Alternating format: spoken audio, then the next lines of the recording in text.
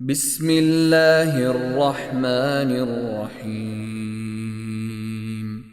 واللیل اذا یغشا والنہار اذا تجلا وما خلق الذکر والانثى ان سعیکم لشتی فأما من اعطى واتقى وصدق بالحسنى فسنيسره لليسرى وأما من بخل واستغنى وكذب بالحسنى فسنيسره للعسرى وما يغني عنه ماله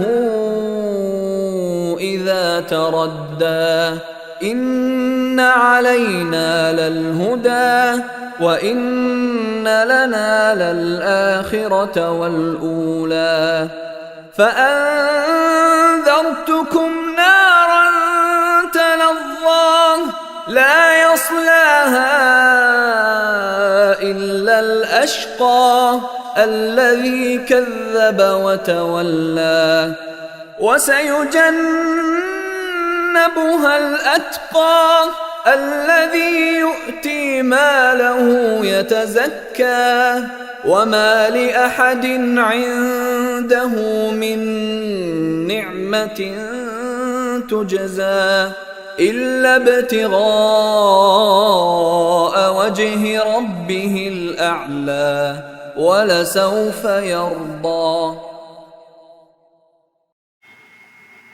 الحمدللہ رب العالمین نحمد نصلی علی رسولہ القریب فاعوذ باللہ السمیع العلیم من الشیطان الرجیم من حمزہ ونفثہ ونفخہ بسم اللہ الرحمن الرحیم ربی زدنی علما اللہم ربی زدنی علما رب اشرح لی صدری ویسر لی امری واحلل عقدۃ من لسانی یفقہوا قولی اللہم اجعلنا منہم من الذین آمنوا وعملوا الصالحات وتواصوا بالحق وتواصوا بالصبر آمین یا رب العالمین. اللہم افرغ علینا صبرا وتوفنا مسلمین آمین یا رب العالمین. اللہم نور قلوبنا بالقرآن یا ارحم الراحمین آمین یا رب العالمین. اللہم ثبتنی عند الموت لا الہ الا اللہ آمین یا رب العالمین. ثم اما بعد السلام علیکم ورحمۃ اللہ وبرکاتہ. تمام طرح کی تعریفیں اس واحد معبود برحق اللہ عز و جل کو لائق و زیبا ہے جس نے ہمیں مسلمان بنا کر پیدا کیا. لاکھوں کروڑوں درود ہو تمام انبیاء اور خاص کر آخری نبی پیغمبر مصطفیٰ صلی اللہ علیہ وسلم پر اور ان کی آل اور ان کے اصحاب پر. لاکھوں کروڑوں ہزاروں شکرانے کے سجدے اور سر تسلیم خم اس واحد معبود برحق کے آگے جس نے ہمیں توفیق دی کہ ہم قرآن کو سمجھ کر پڑھ سکے ورنہ ہم اس کے اہل نہ تھے. انشاءاللہ تعالی اللہ کے اذن سے آج ہم سورہ اللیل کا پارٹ 3 کر رہے ہیں. آیت نمبر 17 سے آیت نمبر 21 تک انشاءاللہ تعالی آج اس سورہ کو ہم ختم کریں گے بِإِذْنِ اللہ. سورہ آیت نمبر 17. اب یہاں پچھلے جو کل کے درس میں اشقا کو بیان کیا گیا تھا. ایک ایسا بدبخت انسان جو اشقا ہے اور جو لذہ میں تلذہ میں داخل کیا جائے گا. اب وہاں اس پیسج کا مطلب ختم ہو چکا. اب یہاں جو ہے آیت نمبر 17 سے ایک ایسے شخص کی بات ہو رہی ہے جسے اللہ سبحانہ وتعالیٰ نے اتقا کہہ کر پکارا ہے. اتقا. ٹھیک ہے. اب ہم دیکھتے ہیں آیت کا پہلا لفظ. و اور سیجنبوہا. سین کے اوپر زبر ہے. ان قریب. سا یو یا پہ جو پیش ہے وہ جنبو جو ہے اس کے معنی ہوتے ہیں بچا لیا جائے گا. ہا. اب یہاں جو ہا کی ضمیر ہے وہ کس کے لیے ہے؟ لذہ کے لیے ہے نا. اور ان قریب اس سے بچا لیا جائے گا. مطلب ان قریب وہ شخص بچا لیا جائے گا اس جہنم سے، اس آگ سے. الاتقا. اتقا. اب جو کون ہوگا؟ اتقا کی معنی ہوتی ہے بڑا پرہیزگار، نہایت پرہیزگار. اسے اور ان قریب اس سے پرہیزگار بچا لیا جائے گا. اب کیوں اسے بچا لیا جائے گا آگے کی آیت میں آئے گا. پہلے ہم دیکھتے ہیں یہاں پر جو اس کا روٹ ورڈ ہے جیم نون با. جنبو جو ہے یہاں ہم کو دکھائی دیتا ہے. اگر ہم سین اور یا کو ہٹا دے تو اس کے معنی ہوتے ہیں اس کو ایک طرف کر دینا، اس کو ایک طرف کر دیا جائے. جنبو کہا جاتا ہے کہ تم یعنی ہاتھ سے، تمہارے ہاتھ سے کسی کا ہاتھ پکڑ لو اوپر کا حصہ اور اسے ہٹا دو. کس وقت ہٹا دو؟ دھیان دیں. اگر ہم راستے پہ چل رہے ہیں، مثال سے سمجھتے ہیں، اور ماں اور اس کے بچے ہیں ساتھ میں، اور اسے لگتا ہے کہ کراس کرتے وقت میرا بچہ آگے بڑھ گیا ہے اور بہت سپیڈ میں کوئی گاڑی آ رہی ہے، تو وہ دوڑ کر اس بچے کو دوسری طرف دھکیل دے گی تاکہ اس حادثے سے وہ دوچار نہ ہو. اسے بچانے کا جو یہ طریقہ ہے وہ مفہوم ہوتا ہے جنبو میں. پھر اس کے بعد اس طرح بھی کہ اگر ہم کو لگے کہ کوئی کسی خطرناک چیز میں ہاتھ ڈالنے جا رہا ہے تو ہم فوراً اس کو پکڑ کے ہٹا دیتے ہیں. اس طرح ہٹا دیتے ہیں کہ وہ جو شخص ہے اسے پتہ نہیں ہے اور وہ بھی ایک دم گھبرا جاتا ہے، اور ہم اس کو فوراً دور کر لیتے ہیں کہ وہ جو چیز کو چھونے یا پکڑنے جا رہا ہے وہ اس کے لیے نقصان کا باعث ہے. تو اس طرح اللہ سبحانہ تعالیٰ نے کیا کہا کہ یہ جو شخص ہے اتقا، اس کو ہم کیسے بچائیں گے؟ گویا کہ اس کا بازو پکڑ لیں گے اور اس کو اس نار جہنم سے، اس آگ سے اتنا دور کر لیں گے، اتنا دور کر لیں گے کہ اسے ایک لمحے، ایک پل کے لیے بھی وہاں کی جو شدت ہے یا جو اس کی گرم ہوائیں وہ تک نہ لگے. اس طرح ہم اسے محفوظ کر لیں گے، اسے پکڑ کر الگ کر دیں گے. اب اس طرح کی اللہ سبحانہ تعالیٰ بچاتے ہیں. ایک اور مثال سے ہم سمجھتے ہیں کہ جیسے پل صراط پر ہر ایک کو وہاں سے گزرنا ہے. ہر شخص جو روئے زمین پر پیدا کیا گیا اسے پل صراط سے گزرنا ہے. پھر پل صراط سے ہم کن کو بچائیں گے؟ اللہ سبحانہ تعالیٰ فرماتے ہیں جنہوں نے تقوی اختیار کیا اور اس تقوی کے تحت کیا کیا؟ ایسی زندگی گزاری جس زندگی گزارنے کا اللہ عز و جل نے اسے حکم دیا تھا. تو ایسے شخص کو ہم کیا کریں گے؟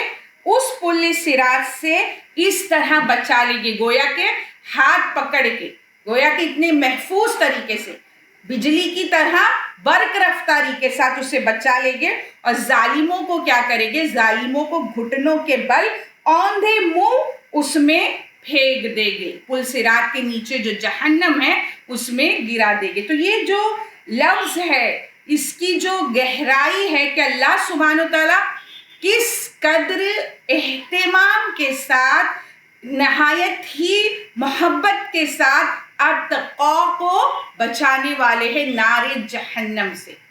اب یہاں جو آیت نمبر 17 ہے، اب ہم آیت نمبر 18 پہ آتے ہیں۔ اب ان دونوں میں اگر دھیان دے، آگے پڑھتی ہوں میں آیت نمبر 18، الذی، اب جو یہ اتقا ہے جسے اس طرح اللہ سبحانہ وتعالیٰ بچا رہے ہیں، کیوں بچا رہے ہیں یہ آیت نمبر 18 میں بیان کرتے ہیں۔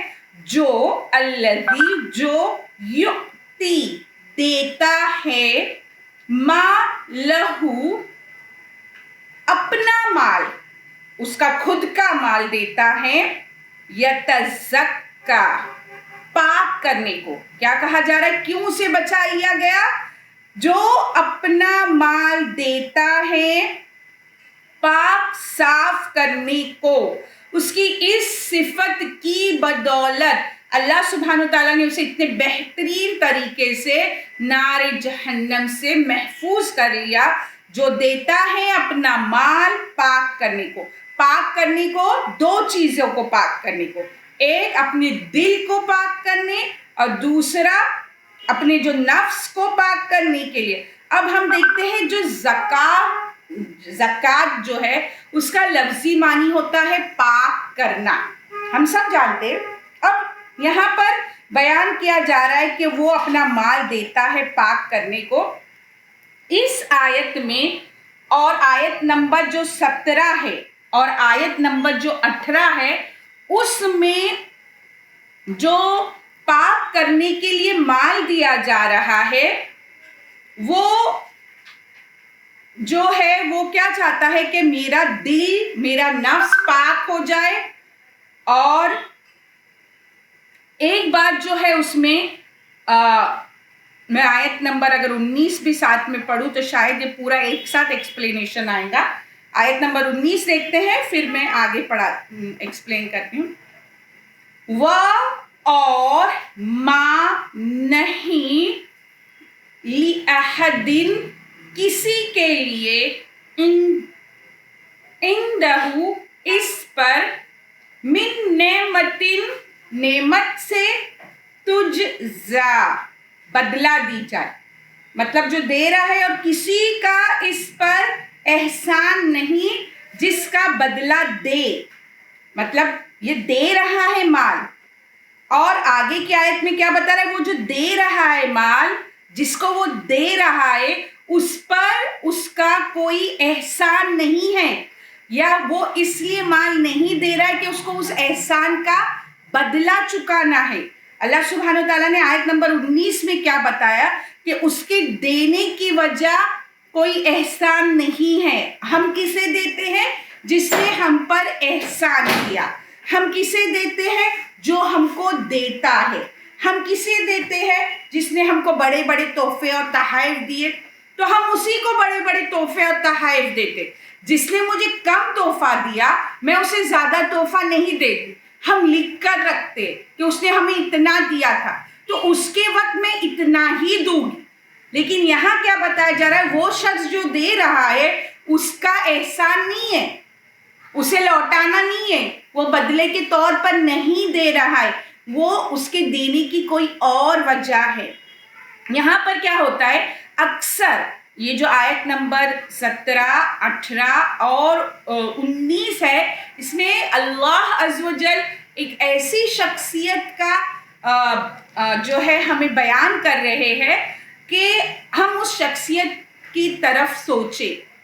اور یہاں اللہ سبحانہ تعالیٰ کا پورے قرآن میں ہم دیکھتے کہ حکمت ہوتی ہے، وہاں اس شخص کا اللہ عز و جل نام نہیں لیتے، یہاں بھی نام نہیں لیا گیا ہے، لیکن مفسرین کا اجماع ہے کہ یہ جو آیتیں ہیں وہ سیدنا ابو بکر صدیق رضی اللہ تعالی عنہ کی شان میں نزول ہوئی ہے۔ اس کا شان نزول یہ ہے۔ اب یہاں پر جو ابو بکر صدیق رضی اللہ تعالی عنہ ہیں، وہ ان کی ہم دیکھتے ہیں کہ یہ وہ شخصیت ہے جو آزاد مردوں میں سب سے پہلے اسلام لائے تھے. پھر اس کے بعد اگر ہم ان کا بیک گراؤنڈ دیکھیں تو کپڑے کے تاجر اور مالدار آدمی تھے. اور ان دنوں جو حالات تھے، اگر کوئی غلام مسلمان ہو جاتا تو اس کی شامت آ جاتی تھی. مطلب اس کا مالک صرف اس کے مسلمان ہونے پر اس کو کیا کرتا تھا، بہت دردناک اذیتیں دیتے تھے، بہت مار پیٹ ہوتی تھی ان کی. اب ان غلاموں کی یہ کیفیت جو تھی وہ رسول اللہ صلی اللہ علیہ وسلم سے برداشت نہیں ہوتی تھی کہ صرف انہیں مسلمان ہونے پر اذیتیں دی جا رہی.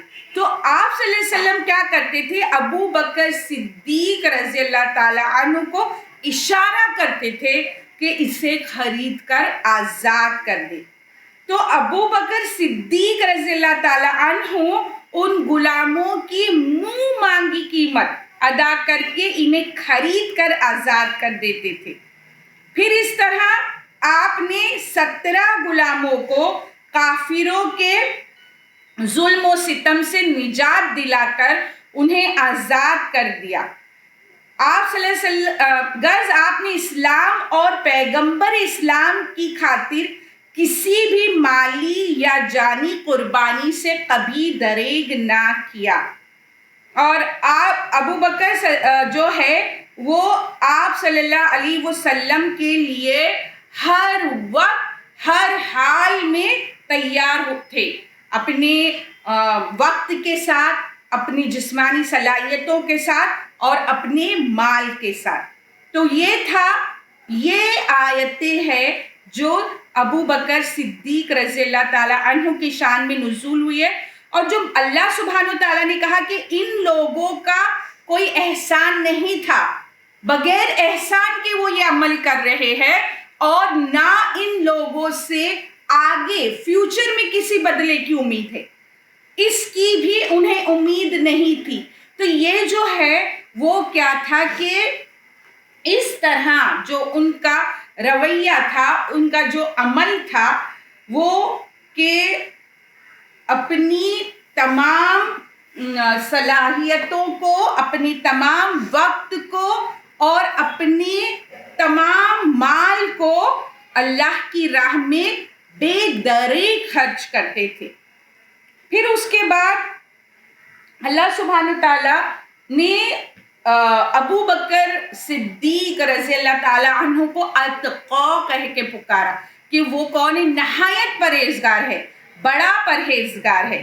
پھر اس کے بعد ہم دیکھتے ہیں کہ ہم کو سورہ توبہ میں آیت ملتی ہے کہ نبی صلی اللہ علیہ وسلم کو حکم دیا گیا تھا ان کے مالوں میں سے صدقہ لو اور ان کو پاک کرو.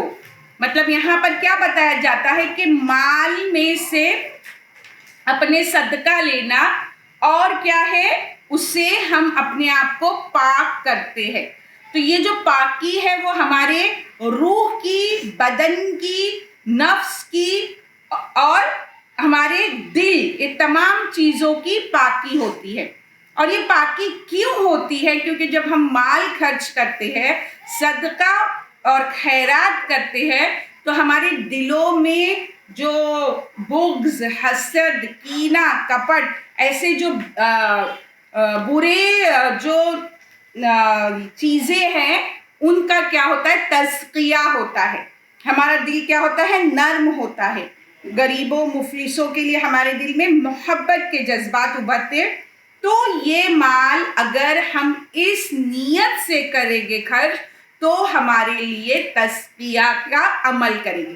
لیکن اس کے برخلاف اگر میں یہ مال اس لیے خرچ کروں کہ میرا نام ہو، کہ میں نے اتنا مال ڈونیٹ کیا، اتنی چیریٹی کی، تو اس چیز کو کیا ہوگا، وہ ریاکاری، نمود و نمائش میں داخل ہوگی کہ میرا نام لیا جائے.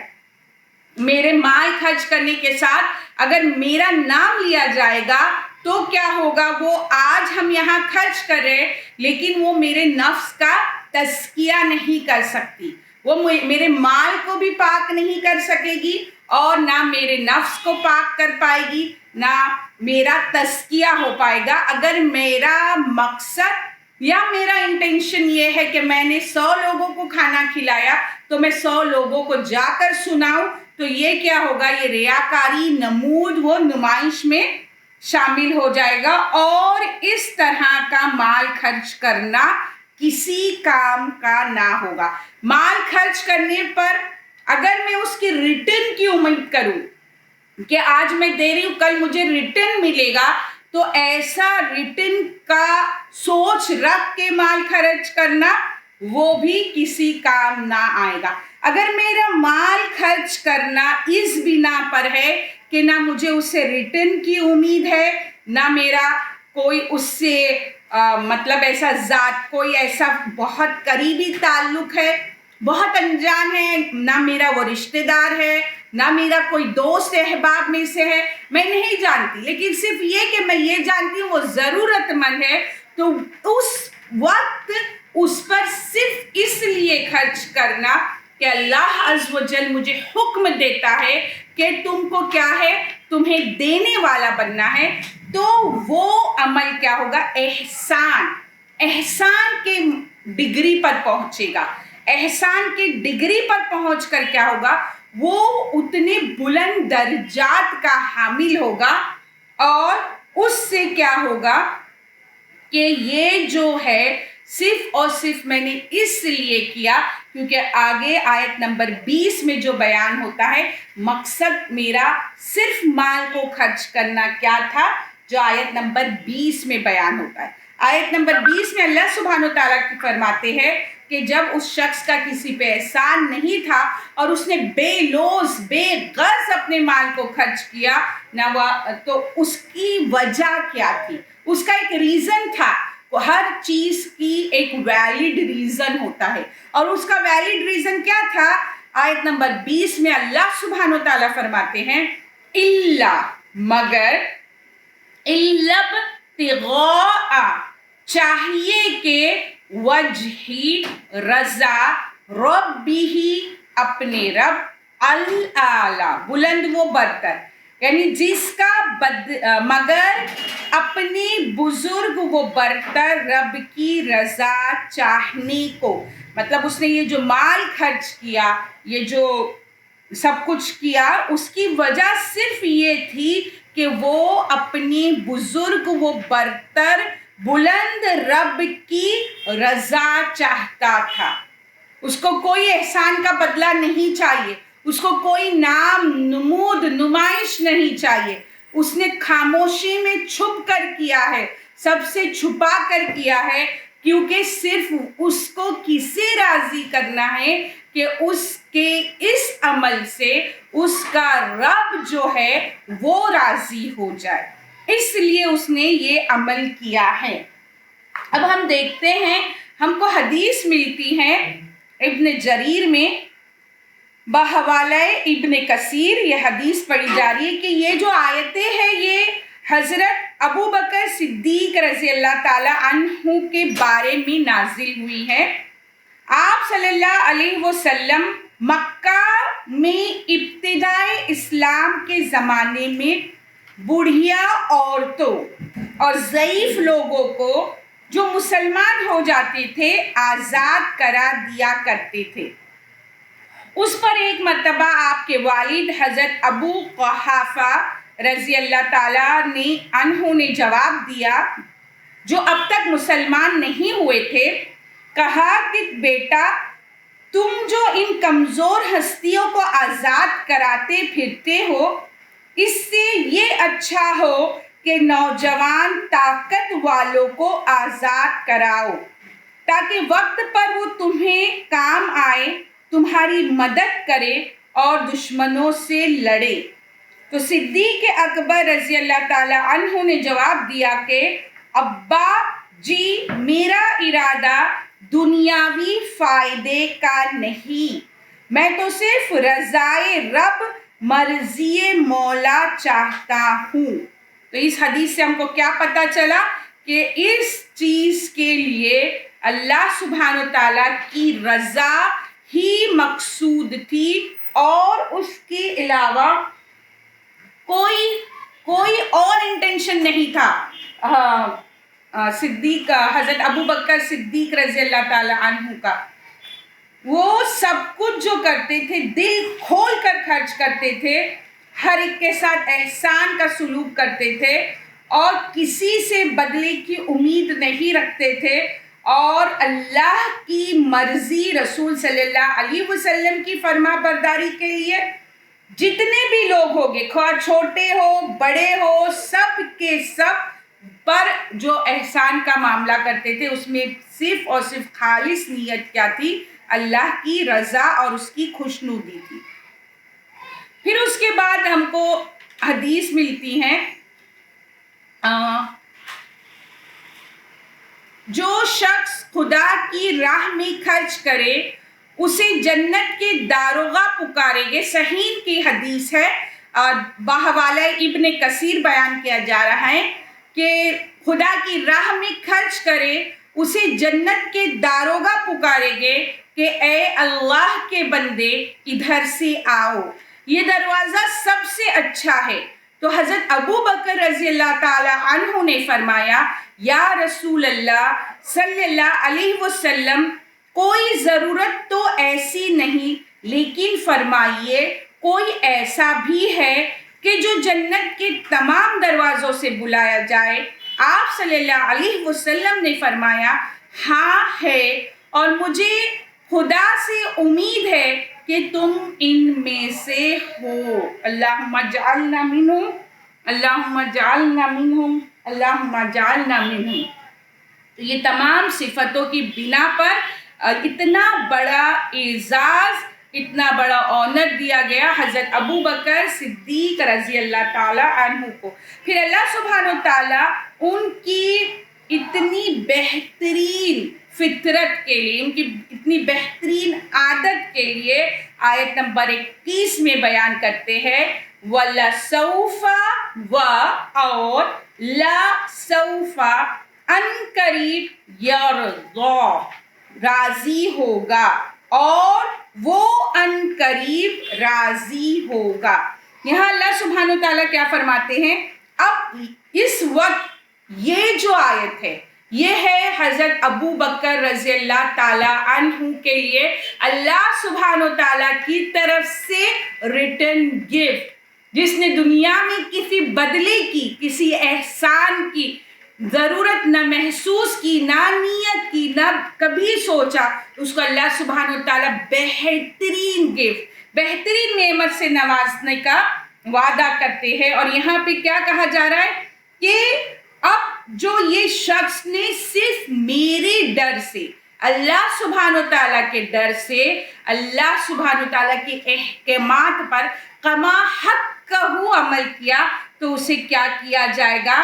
اللہ سبحانہ تعالیٰ اسے اتنا عطا کریں گے، اتنا دے گے کہ وہ اپنے بلند رب کی ذات سے راضی ہو جائے گا. جس کے لیے اس نے خرچ کیا، آج وہ رب اسے اتنا دے گا کہ وہ اس سے خوش ہو جائے گا. پھر اس کے بعد ہم دیکھتے ہیں کہ ہم کو حدیث ملتی ہے بخاری میں کتاب الصلاۃ میں، ابن عباس رضی اللہ تعالی عنہما کہتے ہیں جس بیماری میں آپ نے انتقال فرمایا، آپ ایک کپڑے سے اپنا سر باندھے ہوئے باہر نکلے، پھر ممبر پر بیٹھے، اللہ کی حمد و ثنا بیان کی، پھر فرمایا لوگوں میں سے کسی کا بھی مجھ پر جان اور مال کے لحاظ سے احسان ابو بکر بن ابی قحافہ سے زیادہ نہیں ہے، اور اگر میں کسی کو جانی دوست بنانے والا ہوتا تو ابو بکر کو بناتا، مگر اسلام کی دوستی ہی بہت اچھی ہے. دیکھو ابو بکر کی کھڑکی کے سوا مسجد میں جتنی کھڑکیاں کھلتی ہے سب بند کر دو۔ اب یہاں پر ابو بکر صدیق رضی اللہ تعالیٰ عنہ کی بارے میں یہ اللہ سبحانہ وتعالیٰ نے انہیں کیا کہا؟ اتقا، ایک بہت بڑا پرہیزگار کا انہیں لقب دیا گیا۔ پھر اس کے بعد ہم دیکھتے ہیں کہ ایک مطلب اس کا ہے کہ اللہ اس سے راضی ہوگا۔ دو مفہوم بیان کیے گئے ہیں کہ اللہ خود اس سے راضی ہوگا، اور دوسرا مطلب یہ کہ اللہ اسے اتنا مال دولت اور نعمتیں دے گا کہ وہ خوش ہو جائے گا، مطلب وہ خود اللہ سبحانہ تعالیٰ سے راضی ہو جائے گا، خوش ہو جائے گا۔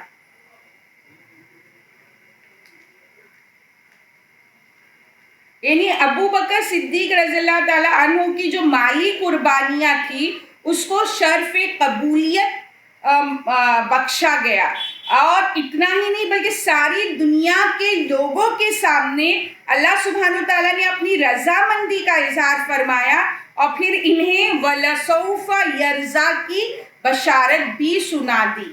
تو یہاں ہمیں کیا پتہ چلتا ہے کہ اللہ کی راہ میں خالص اللہ سے ڈرتے ہوئے مال خرچ کرنا، یہ آیتیں تو حضرت ابو بکر صدیق رضی اللہ تعالیٰ عنہ کے لیے ہے، لیکن اس کے جو ہے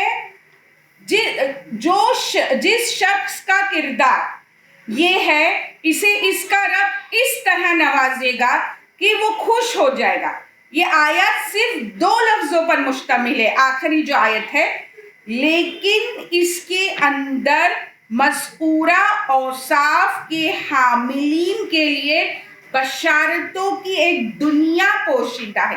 اگر کسی میں ایسے اوصاف ہے، اگر کسی شخص میں ایسے اخلاص، خلوص نیت ہے، تو اللہ سبحانہ تعالیٰ کی یہ بشارت یہ ان لوگوں کے لیے بھی ہو سکتی ہے کہ جو اللہ سے ڈر کر اس کا تقوی اختیار کر کے زندگی گزارے، اور صرف اللہ کی رضا اور خوشنودی کے لیے حقوق العباد میں بڑھ چڑھ کر آگے بڑھے، اور نمود و نمائش اور ریاکاری سے پاک ہو کر۔ تو انشاءاللہ اللہ سبحانہ تعالیٰ سے دعا ہے کہ وہ ہمیں ان لوگوں میں بنائیں، اور اس مقام پر پہنچنے کے لیے ہمیں ثابت قدمی دے، اور ہمیں صبر اور تحمل دے، اور ہمارے اندر کے تمام نمود نمائش، ریاکاری اور دکھاوے کے جذبات کو اللہ تعالیٰ فوت کر دے، ختم کر دے، اور کبر، تکبر، گھمنڈ اور غرور کو ہمارے دل میں آنے نہ دے، اور ہمیں خاموشی میں بے لوث، بے غرض وہ عمل کرنے کی توفیق عطا فرما جس کے لیے اللہ سبحانہ وتعالیٰ نے اتقا کی بشارت دی ہے۔ اللہ سبحانہ وتعالیٰ ہمیں ان لوگوں میں سے بنائے اور ہماری ٹوٹی پھوٹی عبادتوں کو قبول فرمائے، آمین یا رب العالمین۔ وآخر الدعوانا الحمدللہ رب العالمین۔ السلام علیکم ورحمۃ اللہ وبرکاتہ۔ بسم اللہ الرحمن الرحیم۔ سبحانک اللہم نشہد ان لا الہ الا انت نستغفرک ونتوب الیک۔ بسم اللہ الرحمن الرحیم۔ ربنا تقبل منا انک انت السمیع العلیم وتب علینا انک انت التواب الرحیم۔ بسم اللہ الرحمن الرحیم۔ والعصر ان الانسان لفی خسر الا الذین آمنوا وعملوا الصالحات وتواصوا بالحق وتواصوا بالصبر۔ اللہم آمین۔